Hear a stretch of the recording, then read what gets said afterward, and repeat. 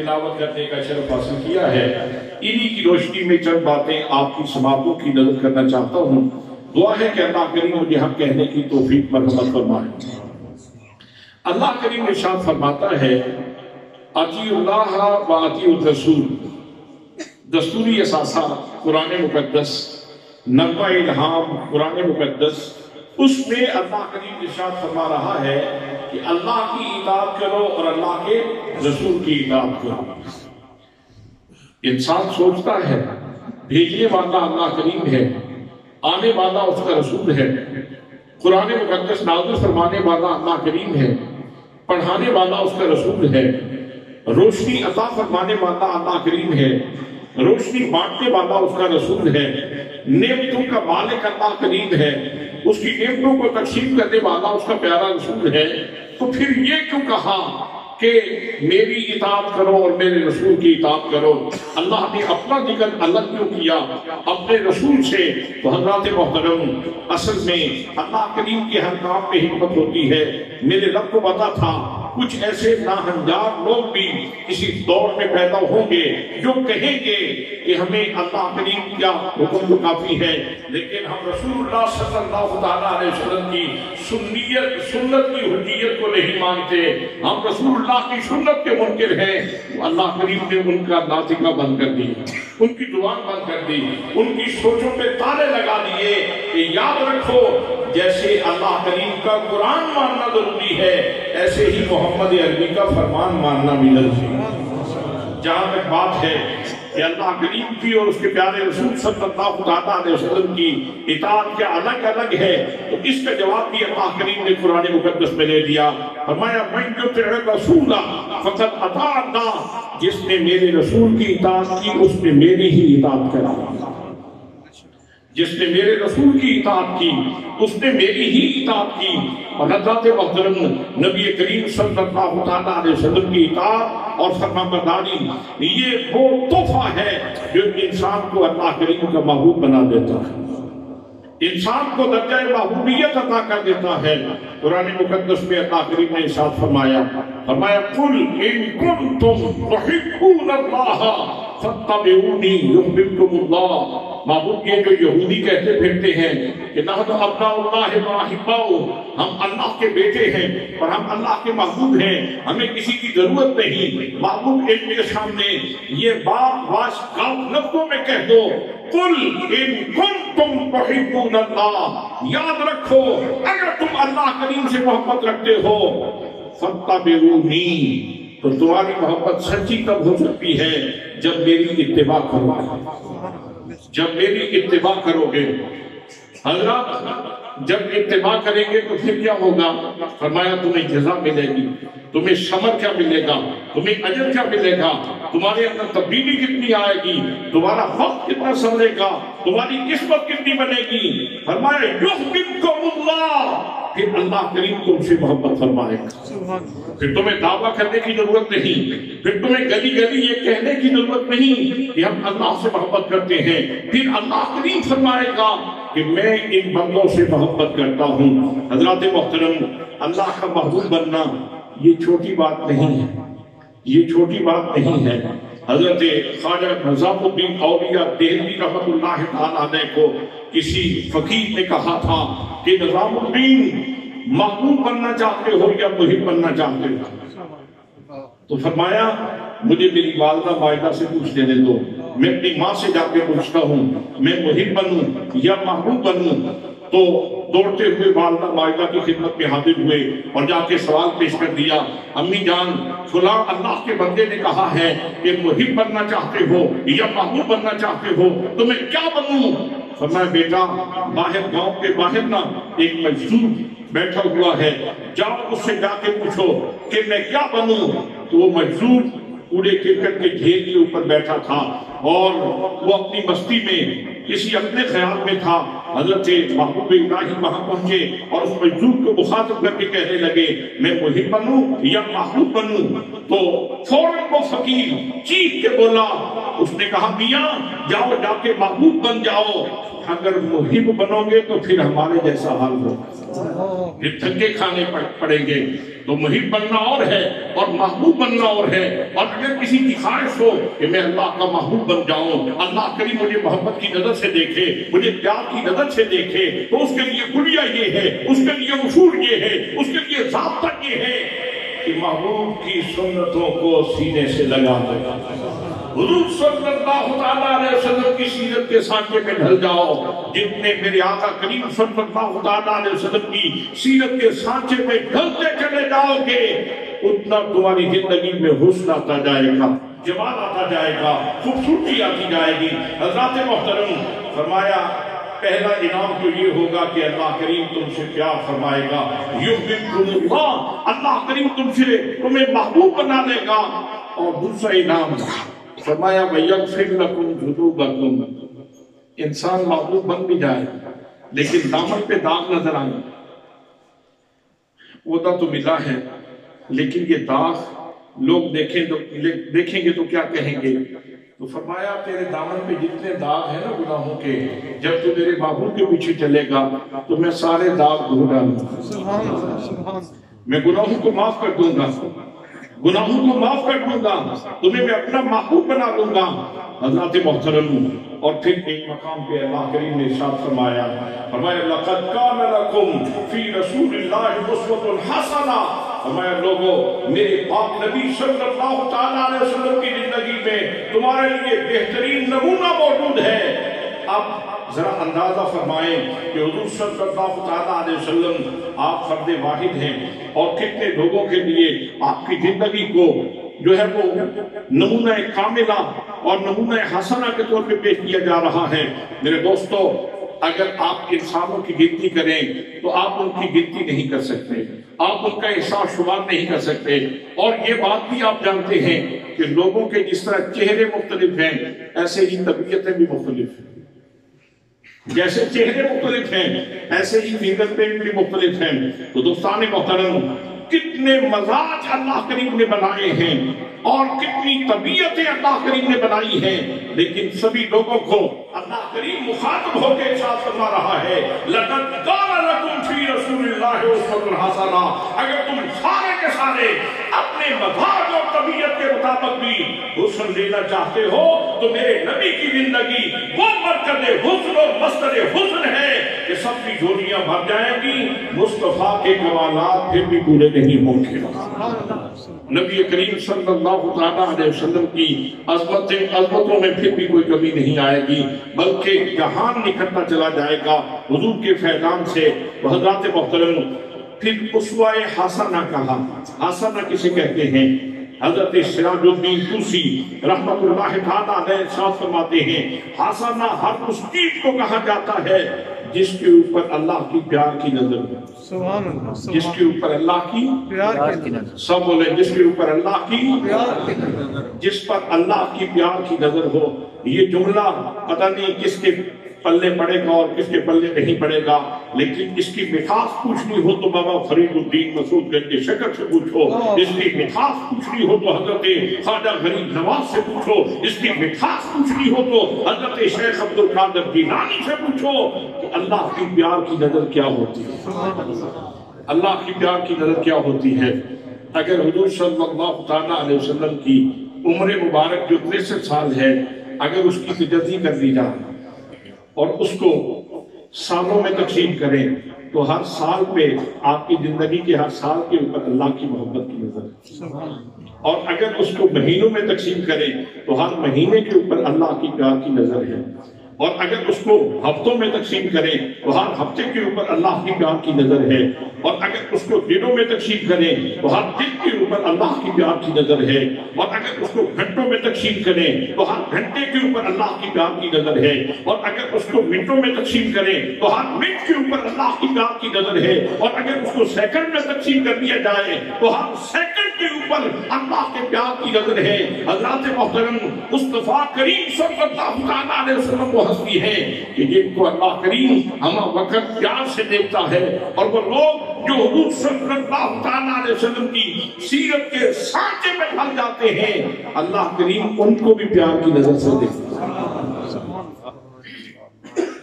یہ جو نکاح ہے یہ فقط ایک نیا گھر آباد کرنے کا ذریعہ نہیں ہے کہ نیا ایک گھر آباد کیا جا رہا ہے تو اس کے لیے نکاح کر لیا جائے۔ حضرات محترم، نکاح سنت ہے۔ فرمایا نکاح من سنتی، نکاح میری سنت ہے۔ ومن رغب عن سنتی فلیس منی، جس نے میری سنت سے اعراض رکھتا، جس نے میری سنت سے پیروی کی، جس نے میری سنت سے اعراض کیا، اس کا میرے ساتھ کوئی تعلق نہیں۔ حضرات محترم، تو یہ سنت مصطفیٰ میں ڈھل جانے کے مترادف ہے اور بہت ساری سنتوں کو زندہ کرنے کا باعث ہے۔ انسان کے کتنے رشتے ایسے جڑ جاتے ہیں جو شادی کے بعد نئے رشتے نصیب ہوتے ہیں، اور پھر جب انسان ان سارے رشتوں کا تقدس اور ان کے سارے معاملات سامنے رکھ کے اپنی زندگی کی گاڑی کو آگے لے کے چلتا ہے، تو حضرات کتنی سنتیں اس کو زندہ کرنے کا شرف نصیب ہوتا ہے۔ تو میں عرض کر رہا ہوں، حضور صلی اللہ علیہ وسلم کی زندگی وہ چشمہ فیض بار ہے کہ جو بندہ جتنا حضور صلی اللہ علیہ وسلم کے قریب ہوتا چلا جاتا ہے اتنی ہی اس کے اوپر عنایات ہوتی ہیں۔ تو اللہ نے فرمایا میرے محبوب کی اطاعت کرو، تم میرے محبوب کی اطاعت کرو گے تو وہ میری ہی اطاعت ہوگی۔ اب اطاعت کی تین قسمیں ہیں، ایک ہوتی ہے اطاعت بالخوف، ایک ہوتی ہے اطاعت بالغضب، اور ایک ہوتی ہے اطاعت بالمحبت۔ اطاعت بالخوف وہ ہوتی ہے جو خوف کی وجہ سے ہو، جب تک ڈر رہا اطاعت ہوتی رہی، جب ڈر ختم ہو گیا اطاعت ختم ہو گئی۔ جیسے اسکول میں بچوں کے سب کے اوپر جب تک ماسٹر صاحب، جب تک ٹیچر، جب تک استاد موجود ہوتا ہے تو بچے فرما برداری سے بیٹھے رہتے ہیں، اور جیسے ہی استاد دائیں بائیں ہوا تو بچے کودنا شروع کر دیتے ہیں۔ حضرات محترم، اطاعت بالخوف کی خامی یہ ہے کہ اس کے اندر دوام نہیں ہوتا، اس کے اندر خلوص نہیں ہوتا، بندہ ڈر کے اطاعت کر رہا ہوتا ہے، دل نہیں مان رہا ہوتا۔ اور اسلام کہتا ہے کہ جو بھی تم نے کام کرنا ہے اس کے اندر دوام بھی ہو، اس کے اندر خلوص بھی ہو۔ دوسری قسم ہے اطاعت کی جسے اطاعت بالغرض کہا جاتا ہے۔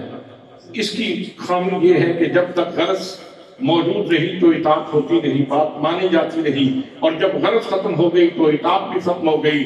اس کی خامی بھی یہ ہے، اس کا حکم بھی یہ ہے کہ اس کے اندر دوام نہیں ہوتا، اس کے اندر خلوص نہیں ہوتا، اور اسلام کو یہ چاہتا ہے کہ تم نے جو بھی کام کرنا ہے اس کے اندر دوام بھی ہو اور اس کے اندر خلوص بھی ہو۔ حضرات محترم، تیسری قسم اطاعت کی وہ ہے جو اطاعت بالمحبت ہے، جو محبت کی وجہ سے اطاعت کی جائے۔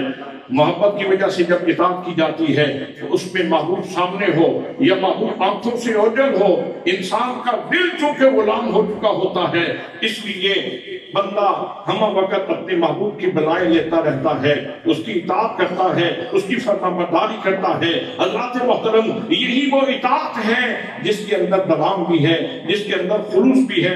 اور جب ہم صحابہ کرام کی زندگیوں کو دیکھتے ہیں تو ان کی زندگیوں میں یہی نور نظر آتا ہے۔ جب میرے آقا کریم صلی اللہ علیہ وسلم نے جیش اسرا کے موقع پہ غزوہ تبوک پہ جانے کے لیے آپ نے ارشاد فرمایا کہ مسلمانوں اس وقت ہمیں بہت بڑا معرکہ درپیش ہے اور ہمیں اللہ کے راستے میں مال چاہیے، تو بہت سارے صحابہ کرام اٹھے، سب اپنی بساط کے مطابق مال لے کر حضور صلی اللہ علیہ وسلم کی خدمت میں حاضر ہوئے۔ اسی مجلس میں حضرت فاروق اعظم بھی موجود تھے۔ سوچا ہر کام میں ہمیشہ صدیق سبقت دے جاتے ہیں، اس وقت میں مالی طور پہ آسودہ ہوں، میری معاشی حالت ذرا بہتر ہے، تو اس دفعہ تو میں صدیق اکبر سے آگے نکل جاؤں گا۔ سوچا تھا۔ حضرات محترم، سب صحابہ کرام اپنی اپنی بساط کے مطابق چیزیں لے کے آ رہے ہیں۔ جناب فاروق اعظم بھی گھر گئے اور راستے میں سوچتے جا رہے ہیں صدیق سے اس وقت تو بڑھ جائیں گے، اس دفعہ تو سبقت لے جاؤں گا۔ इस दफा तो मैं आगे बढ़ जाऊंगा। घर पहुंचे, घर का सारा असासा इकट्ठा किया, 2 ढेरियां की, एक ढेरी सर के ऊपर रखी, दूसरी ढेरी घर वालों के लिए छोड़ के आए और हुजूर सल्लल्लाहु तआला अलैहि वसल्लम की खिदमत में ला के पेश कर दी।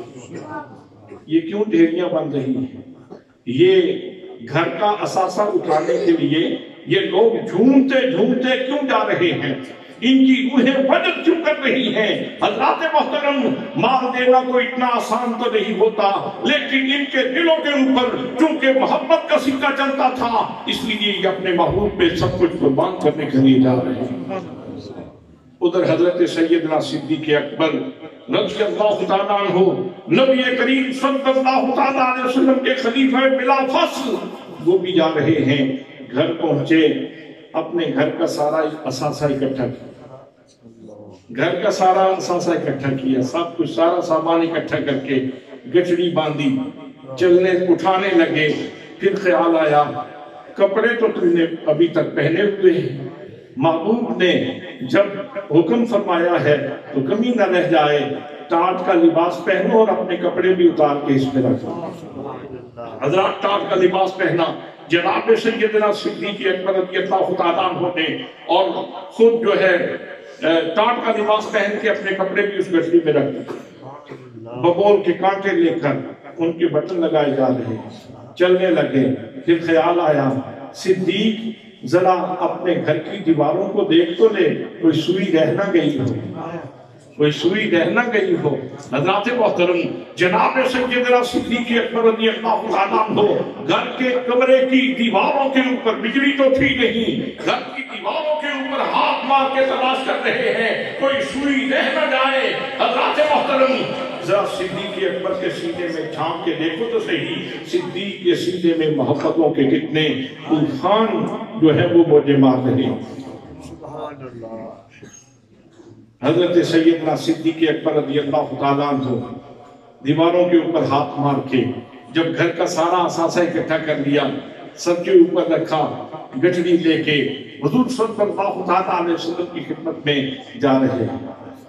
जैसे ही मेरे आका की खिदमत में पहुंचे, इधर जनाब सिद्दीक भी जा रहे हैं मुस्तफा की बारगाह में, और उधर से जिब्रील भी आ रहे हैं बारगाह मुस्तफा में। ये भी मुस्तफा का वलीद है, वो भी मुस्तफा का वलीद है, ये सब कुछ निसार करने के लिए जा रहा है, वो खुदा का सलाम लेके आ रहा है। जब जनाब सैयदना सिद्दीक़ अकबर रज़ियल्लाहु तआला अन्हु मेरे आका की बारगाह में पहुंचे तो जाके सामान रखा, और मेरे आका करीम की खिदमत में साथ ही जनाब जिब्रील अमीन भी आए और आके अर्ज की, आका आज जरा सर उठा के देखे तो सही आलमे बाला के मनाज़िर क्या हैं।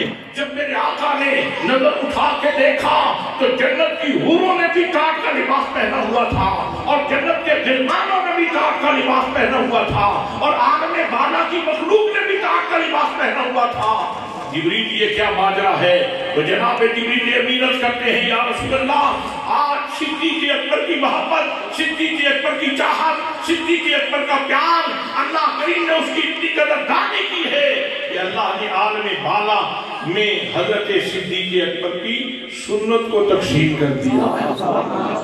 नारे तकबीर, नारे रिसालत, नारे रिसालत, नारे तहकीक, नारे हैदरी, शान सैयदना सिद्दीक़ अकबर, शान सहाबा, उलमाए अहले सुन्नत।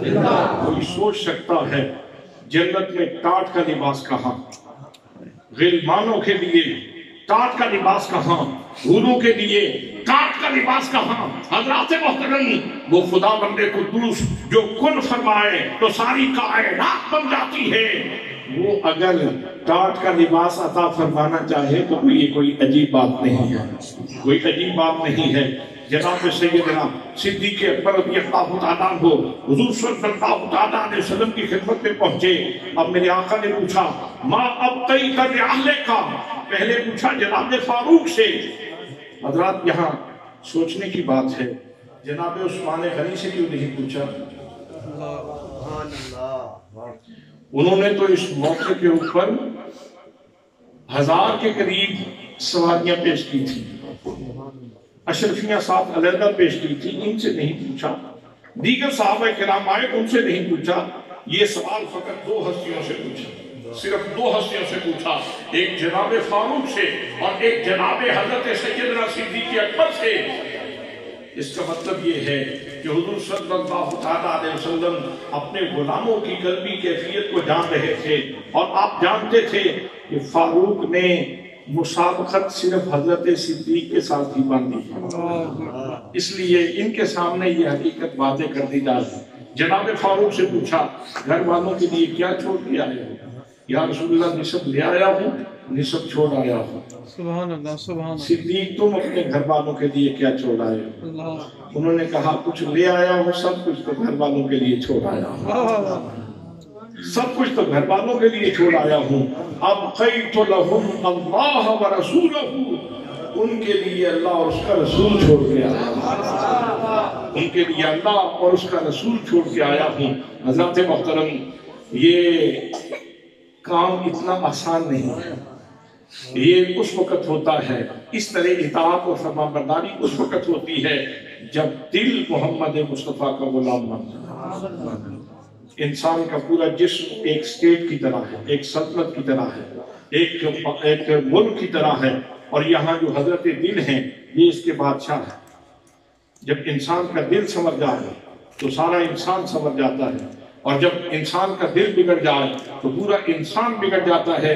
میرے آقا کریم صلی اللہ علیہ وسلم نے ارشاد فرمایا انسان کے جسم کے اندر ایک گوشت کا لوتھڑا ہے، جب وہ سمر جائے تو سارا جسم سمر جاتا ہے، اور جب وہ بگڑ جائے تو سارا جسم بگڑ جاتا ہے۔ حضرات محترم، آج فحاشی کیوں ہے، آج بیرا نبی کیوں ہے، آج کلمہ پڑھ کے بھی لوگ اللہ اور اس کے رسول کی نافرمانیاں کیوں کرتے ہیں؟ اس کی وجہ یہ ہے کہ زبان سے کلمہ تو پڑھا ہے لیکن دل اللہ اور اس کے رسول کو نہیں دیا، دل اللہ اور اس کے رسول کو نہیں دیا۔ جب دل غلام ہوتا ہے تو پھر بندہ ہر چیز ہی اٹھانے کے لیے تیار ہوتا ہے، اپنے محبوب کی رضا کے لیے سب کچھ ہی پیش کرنے کے لیے تیار ہوتا ہے۔ حضرات محترم، آئیے ایک اور منظر دیکھیے۔ حضرت فاروق اعظم رضی اللہ تعالیٰ عنہ، آپ کی خلافت کا زمانہ ہے، ایک جگہ سے گزرے ایک قافلے کے ساتھ، سر جھکایا پھر سر اوپر کر لیا۔ کسی نے پوچھا حضور یہ سر جھکانے کی وجہ کیا ہے، علت کیا ہے، سبب کیا ہے؟ یہاں تو کوئی چیز نظر نہیں آ رہی، تو آپ یہ کیا کر رہے ہیں؟ فرمایا آپ کو تو کوئی سبب نظر نہیں آ رہا، لیکن میری آنکھوں میں تو سارا منظر محفوظ ہے، میری آنکھوں میں تو سارا منظر محفوظ ہے۔ ایک موقع پہ میں اپنے محبوب کریم صلی اللہ علیہ وسلم کے ساتھ یہاں سے گزرا تھا، اور یہاں ایک درخت ہوا کرتا تھا، جب درخت قریب آیا تو میرے آقا نے سر کو نیچے کیا تھا، اور جب گزر گئے تو سر کو اوپر کر لیا تھا۔ آج جب یہاں پہنچے تو مجھے میرے محبوب کی ادا یاد آ گئی۔ سبحان اللہ سبحان اللہ سبحان اللہ سبحان اللہ۔ کہنے لگے نماز محبت ادا کر رہا ہوں، نماز محبت ادا کر رہا ہوں، کسی کی ادا کو ادا کر رہا ہوں، کسی کی ادا کو ادا کر رہا ہوں، نماز محبت ادا کر رہا ہوں۔ اور جناب حضرت عثمان غنی رضی اللہ تعالیٰ عنہ وضو فرماتے ہیں، وضو کر کے پیچھے دیکھ کے مسکرا رہے ہیں۔ کسی نے پوچھا حضور کسی نے کوئی بات نہیں کی، کوئی جملہ نہیں بولا، کوئی ایسا منظر نہیں ہے کہ جس کو دیکھ کے مسکرایا جائے، تو آپ کیوں مسکرا رہے ہیں؟ فرمایا کیا پوچھتے ہو، یہیں بیٹھ کے ایک دفعہ میرے آقا نے وضو کیا تھا اور پیچھے دیکھ کے کوئی بات ہوئی تھی تو آپ مسکرائے تھے، تو مجھے میرے مصطفیٰ کی مسکراہٹیں یاد آتے ہیں اور میں اپنے نبی کی سنت کو زندہ کر رہا ہوں، میں اپنے نبی کی سنت کو زندہ کر رہا ہوں۔ نماز محبت ادا کر رہا ہوں،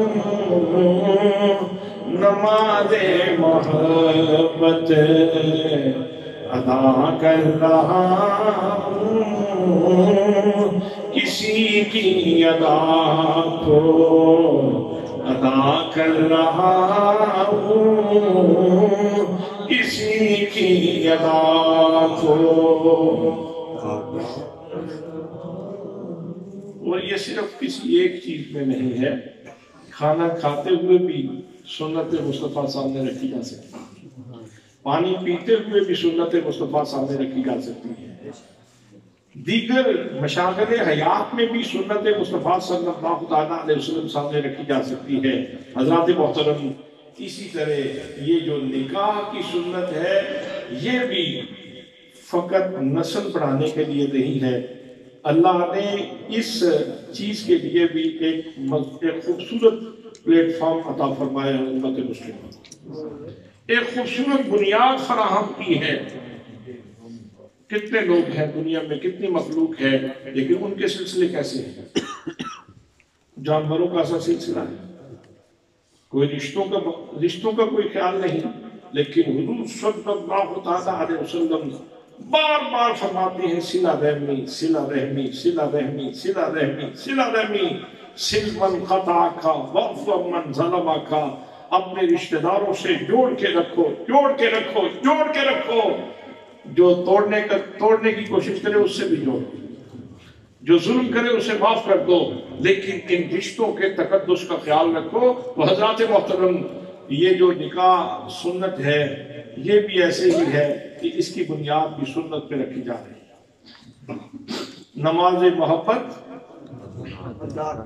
ادا کر رہا ہوں، کسی کی ادا کو ادا کر رہا ہوں۔ حضرت مولا کائنات شیر خدا رضی اللہ تعالیٰ عنہ، آپ کی مثال بھی سامنے رکھیے کہ حضور صلی اللہ علیہ وسلم نے غزوہ خیبر سے واپسی پر مقام صحابہ کے اوپر جب پہنچے تو میرے آقا نے حضرت علی کو پہلے کسی کام کے لیے بھیج دیا تھا۔ ان کے آنے تک رسول اکرم صلی اللہ علیہ وسلم نماز ادا فرما چکے تھے۔ تو جیسے ہی حضرت علی رضی اللہ آئے تو میرے آقا نے فرمایا علی ادھر آؤ، بلا کے علی کو بٹھایا اور علی کی گود میں اپنا سر رکھ دیا۔ سبحان اللہ کہیے۔ آپ اندازہ فرما سکتے ہیں کہ جناب علی اس وقت کتنے خوشحال ہیں، علی اس وقت کتنے امیر ہیں، علی اس وقت کتنے خوشبخت ہیں۔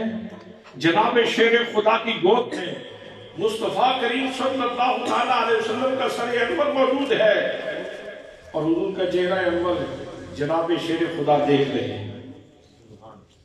اب سورج ایک نظم ہے کائنات کا، اللہ کی قدرت کا ایک سسٹم ہے، سورج جا رہا ہے، ادھر ذات سے بھی پیار ہے کہ نیند میں خلل نہ آئے، اور ادھر تعلیمات سے بھی پیار ہے کہ کہیں نماز نہ چلی جائے۔ یہ ہے اصل معیار کہ حضور کی ذات سے بھی پیار کیا جائے اور حضور کی تعلیمات سے بھی پیار کیا جائے۔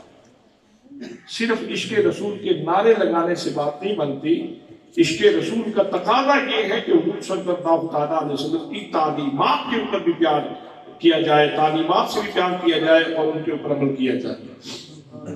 تو سورج ڈوب رہا تھا، جناب شیر خدا کے آنکھوں کے آنسو کہہ رہے تھے ڈوب ہی جائے،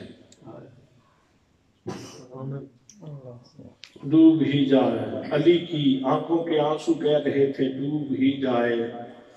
جیسے ہی وہ ڈوبا تو شاید آنکھوں کا پانی بے قرار تھا، وہ آنکھوں سے نکلا اور مصطفیٰ کے چہرہ اقدس پہ گرا۔ تیری آنکھوں سے آنسو کا وہ لڑکنا توبہ، میں نے گرتی ہوئی کونین کی قیمت دیکھی۔ حضرت علی کے آنسو گرے، چہرہ رسول پر گرے، حضرت نبی پاک صلی اللہ علیہ وسلم نے آنکھیں کھولی، فرمایا علی رو کیوں رہے ہو؟ عرض کی یا رسول اللہ نماز چلی گئی، نماز چلی گئی۔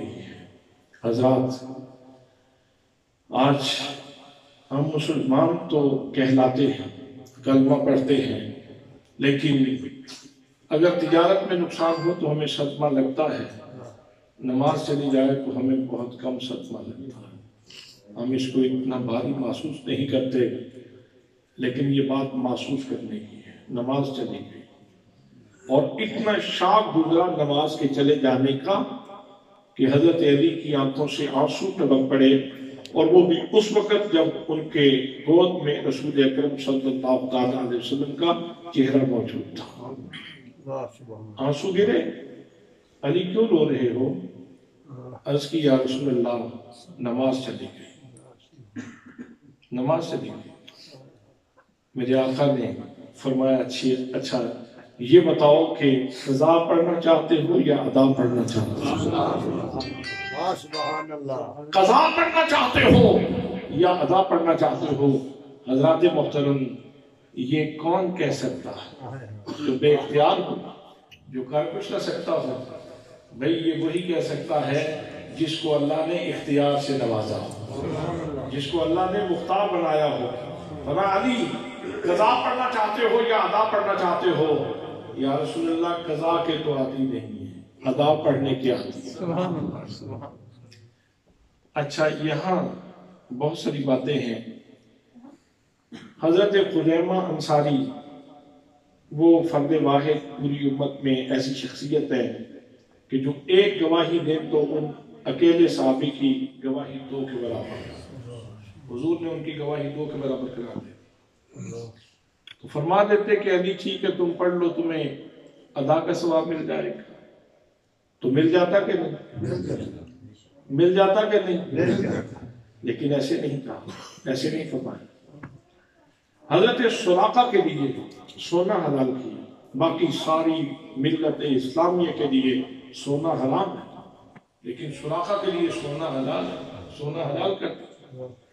جب کسرا ایران فتح ہوا تو حضرت عمر فاروق رضی اللہ تعالیٰ عنہ مال غنیمت پہ کچھ تلاش کر رہے تھے، تو کسی نے پوچھا حضور کیا تلاش کر رہے ہیں؟ فرمایا میرے آقا نے فرمایا تھا کہ سراقہ تیرے ہاتھ پہ کسرا کے کنگن ہوں گے، میں تلاش کر رہا ہوں وہ کنگن کہاں ہے؟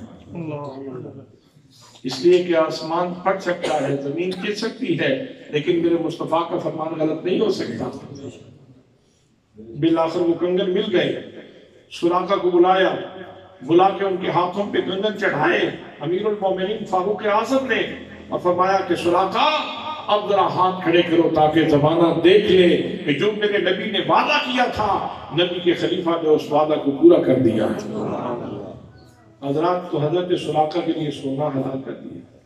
اگر حضرت سراقہ کے لیے سونا حلال کیا جا سکتا ہے اور خزیمہ انصاری کی گواہی 2 کے برابر کی جا سکتی ہے، اور اس طرح کی اور کتنی ایگزامپلز اور مثالیں موجود ہیں، لیکن حضور صلی اللہ تعالیٰ علیہ وسلم نے یہ نہیں کہا کہ علی تم پڑھ لو تمہاری ادا لکھی جائے گی، بلکہ میرے آقا نے یوں کیا، اللہم ان علیٰ کان فی طاعتک و طاعت رسولک، یا اللہ علی تیری اطاعت میں تھا اور تیرے رسول کی اطاعت میں تھا،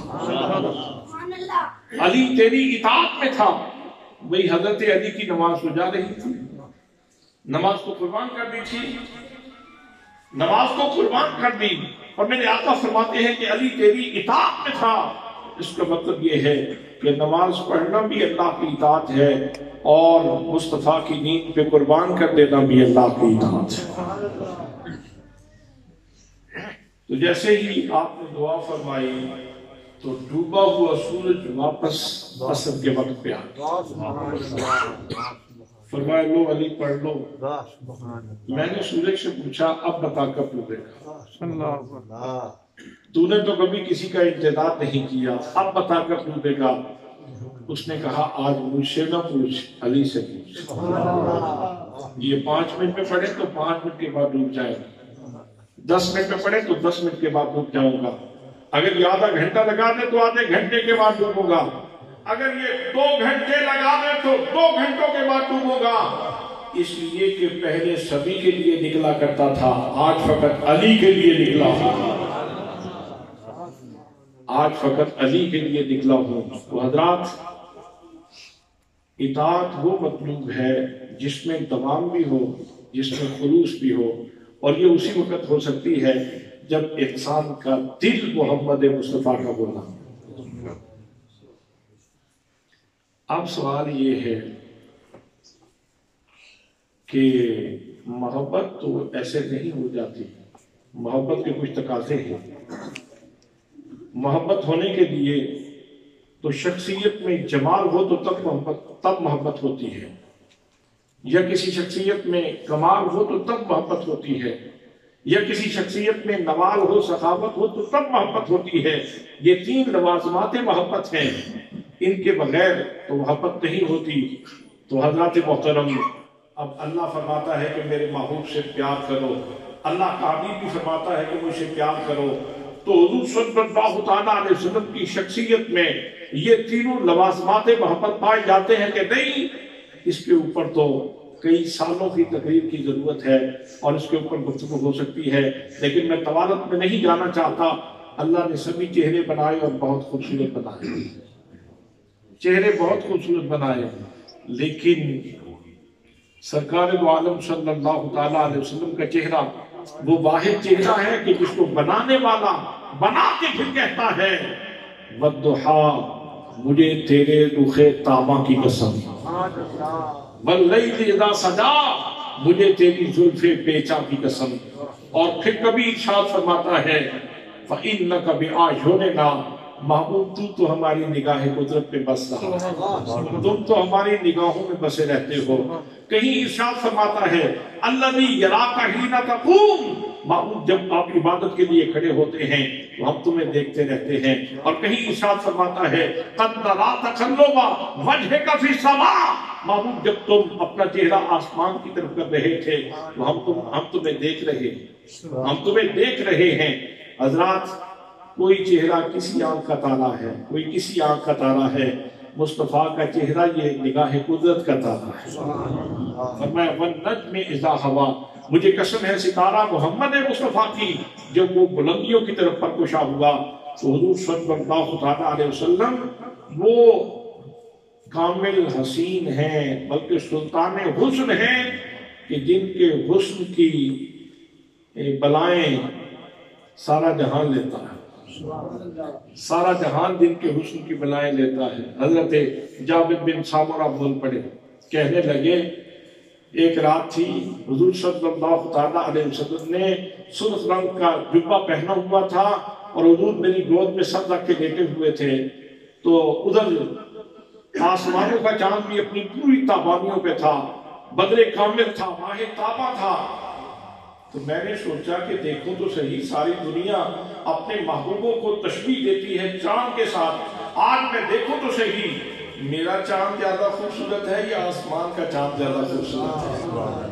تو میں نے دیکھا کہ چمک اس میں بھی ہے، چمک اس میں بھی ہے، حسن اس میں بھی ہے، حسن اس کے اندر بھی ہے، جمال اس کے اندر بھی ہے، جمال اس کے اندر بھی ہے، بیوٹی اس کے اندر بھی ہے، بیوٹی اس کے اندر بھی ہے، کشش اس کے اندر بھی ہے، کشش اس کے اندر بھی ہے، اٹریکشن اس کے اندر بھی ہے، اٹریکشن اس کے اندر بھی ہے۔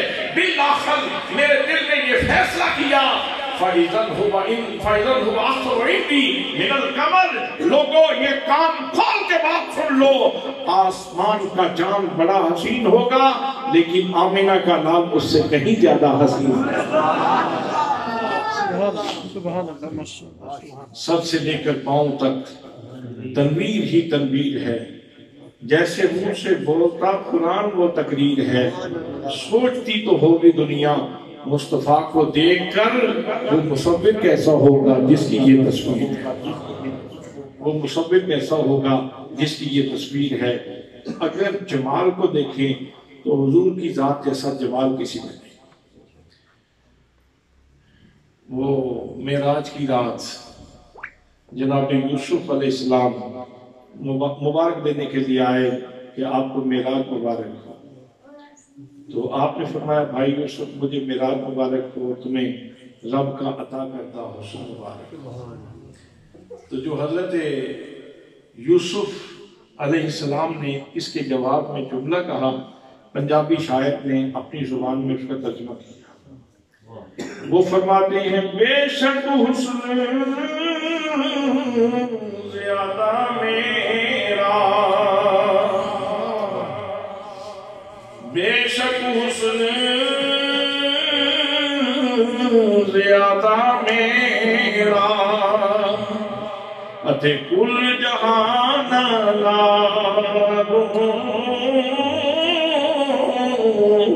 پر نہیں زیادہ قیمت میری آقا تیرے غلفنا۔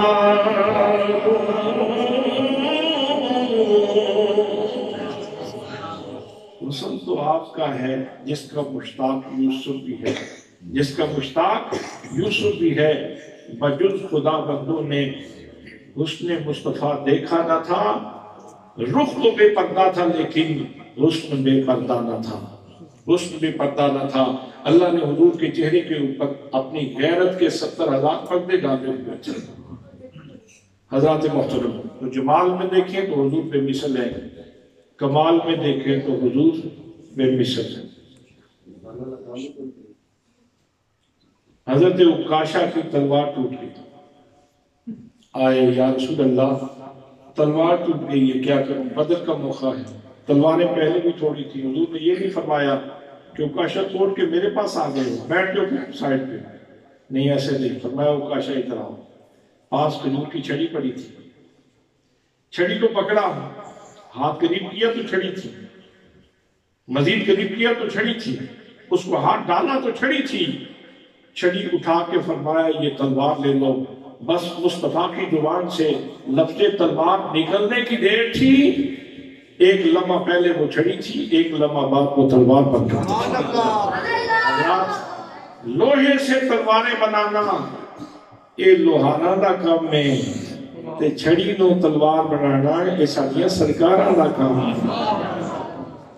یہ ہماری سرکار کا کام ہے۔ کتنے کمالات عرض کروں، اگر کمال کی دنیا میں دیکھیں تو حضور کی مثل کوئی نہیں، اور نوال کی دنیا میں جب اللہ فرماتا ہے محمد سائل فلا تنہر، معمول کوئی بھی سائل آئے کچھ بھی مانگے، دنیا کی کوئی چیز مانگے تو چھڑکنا نہیں ہے، اس کو خالی نہیں لوٹانا، خالی نہیں لوٹانا، اس کو چھڑکنا نہیں ہے۔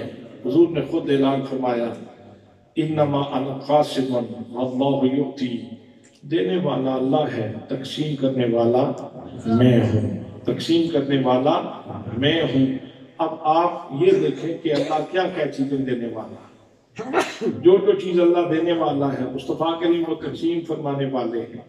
تو اس لیے اللہ نے فرمایا محبوب محمد سائل فلا تنہر، آپ کے دروازے پہ سائل آئے تو خالی نہ جائے۔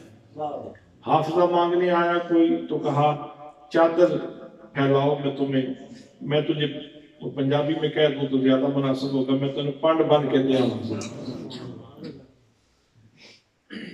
حافظے کی پنڈ بن کے دے دی، گچڑی باندھ کے دے دی میرے آقا نے حافظے کی۔ جس نے جو مانگا میرے حضور نے عطا فرما دیا، منگتے خالی ہاتھ نہ لوٹے، کتنی ملی خیرات نہ پوچھو، ان کا کرم پھر ان کا کرم ہے، ان کے کرم کی بات نہ پوچھو۔ اللہ نے فرمایا کہ اطیعوا اللہ و اطیعوا الرسول، اطاعت کرو اللہ کی اور اطاعت کرو میرے رسول کی۔ حضرات آج کا دور جیسے میں نے عرض کیا فحاشی غلیانی کا دور ہے، گناہ بہت آسان ہو گئے اور نکاح بہت مشکل ہوتا جا رہا ہے۔ تو اس دور میں نکاح کرنا یہ بڑی فضیلت کا باعث ہے، اور میرے آقا نے فرمایا کہ اس سے تکمیل ایمان ہو جاتی ہے، اس سے بندے کا ایمان مکمل ہو جاتا ہے۔ اور پھر یہ حدیث پاک کہ جو بندہ اس دور میں میری سنت کو زندہ کرے گا کہ جب لوگ سنتیں چھوڑ چکے ہوں گے تو اس بندے کو اللہ کریم 100 شہید کا ثواب عطا فرمائے۔ ایک بات یاد آ گئی ہے، اسی پہ بات ختم کر دیتا ہوں۔ اس وقت جو لوگ کفر چھوڑ کر اسلام کی طرف آ رہے ہیں اس کی وجہ کیا ہے؟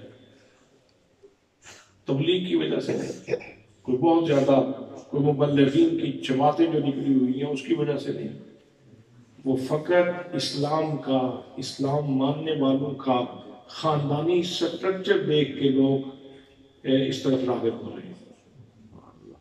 میرے پاس کچھ عرصہ پہلے ایک بوڑھی خاتون اور اس کا خاوند دوریے سے ماں کہنے لگی کوئی تعویذ دیں، کوئی دعا کریں، وظیفہ بتائیں، 2 بیٹے تھے، 1 بیٹی تھی، مفلوق الحال تھے، ویزا ملا، باہر چلے گئے، وہاں جا کے دولت تو مل گئی، اولاد جاتی رہی، اولاد ہاتھ سے نکل گئی۔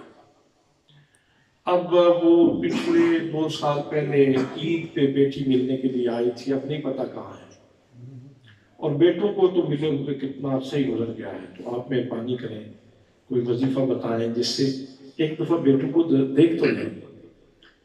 پیسے تو ہمیں گورنمنٹ دے دیتی ہے وہاں کی، کینیڈا کے رہائشی تھے میرے خیال میں، ان کی نیشنلٹی کینیڈا کی تھی، تو انہوں نے کہا پیسے تو مل جاتے ہیں لیکن پیسے ہم نے کیا کرتے ہیں، سارا دن اور ساری رات دیکھتے رہتے ہیں، پتہ نہیں آج ہی بیٹا آ جائے، پتہ نہیں آج ہی بیٹی آ جائے، لیکن نہیں آتے۔ حضرات وہ جب بچہ 18 سال کا ہو جاتا ہے، بیٹی بھی گئی، بیٹا بھی گیا، یہ اس تہذیب کی بات کر رہا ہوں، لیکن یہاں کیا ہوتا ہے،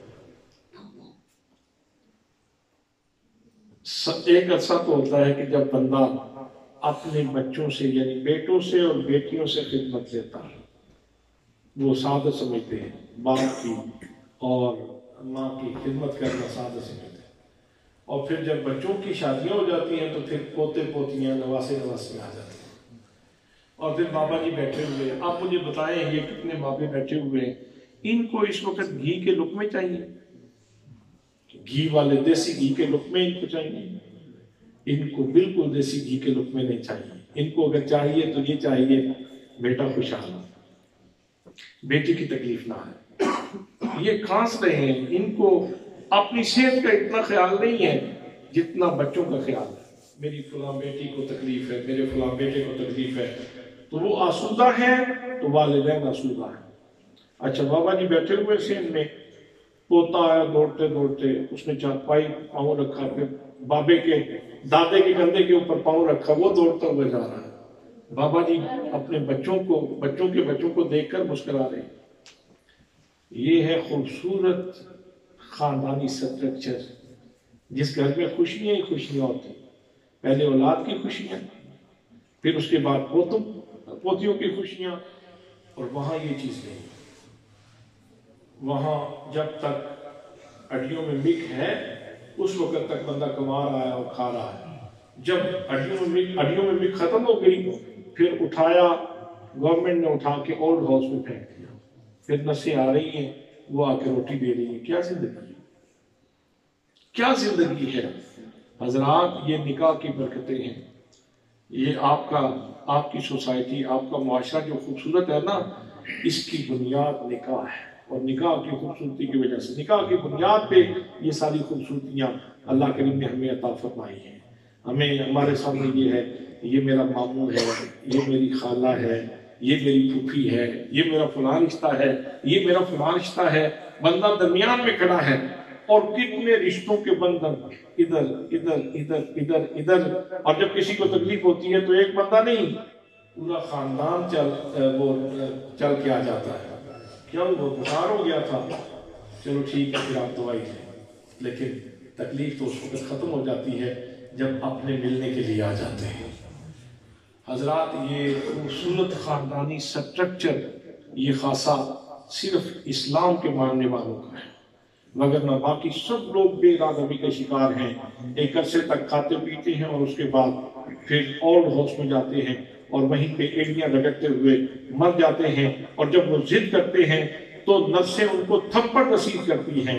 لیکن یہاں کیا ہوتا ہے، بابا جی جتنے بھی بوڑھے ہو جائیں تو حکم یہ ہے، اف نہیں کرتے، جھڑکنا نہیں ہے، ان سے بات کرنی ہے تو بہت خوبصورت لہجے میں بات کرنی ہے، یہ سبق پڑھایا گیا ہے، یہ قرآن کا سبق ہے، اس وجہ سے لوگ اسلام کی طرف راغب ہوتے ہیں۔ اور ان سارے رشتوں کا حسن اس کی بنیاد نکاح ہے۔ اللہ کریم ہمارے اس بیٹے کی زندگی میں برکت فرمائے، اور یہ جو نیا رشتہ قائم ہونے جا رہا ہے اللہ کریم ان دونوں خاندانوں کو آپس میں ہمیشہ اتفاق اتحاد نصیب فرمائے، اور ان کو ہر قسم کے خلفشات سے انتشار سے محفوظ فرمائے، ہر قسم کی علت ذلت سے محفوظ فرمائے، ہر قسم کی مایوسی محرومی سے محفوظ فرمائے۔ جب کسی چیز کی بنیاد اچھی رکھی جاتی ہے تو پھر توقع کی جاتی ہے کہ آئندہ بھی اس میں برکتیں ہوں گی۔ تو آج ہمارے اس بیٹے کی شادی کی جو تمہید باندھی گئی ہے، جو بنیاد رکھی گئی ہے، یہ حضور کے ذکر پہ رکھی گئی ہے، اللہ کے ذکر پہ رکھی گئی ہے، حضور کی نعت پہ رکھی گئی ہے۔